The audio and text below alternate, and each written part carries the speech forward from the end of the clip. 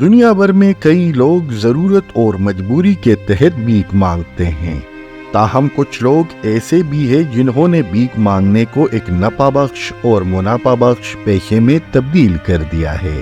بھارتی اخبار کی رپورٹ کے مطابق بھرت جین دنیا کا امیر ترین بھکاری ہے، جسے ممبئی کی سڑکوں پر بھیک مانگتے ہوئے دیکھا جا سکتا ہے۔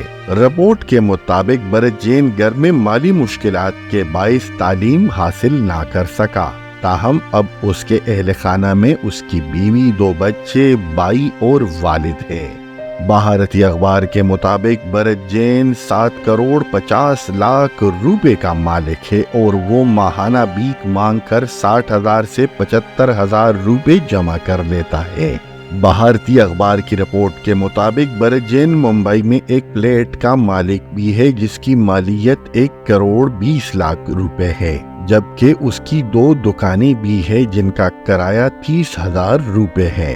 بھارتی میڈیا کے مطابق یہ شخص شہر کے مصروف اور اہم علاقوں میں بھیک مانگتا ہے اور یہ اپنے اہل خانہ کے ساتھ ایک بیڈ روم، ہال اور کچن والے 2 منزلہ گھر میں رہتا ہے۔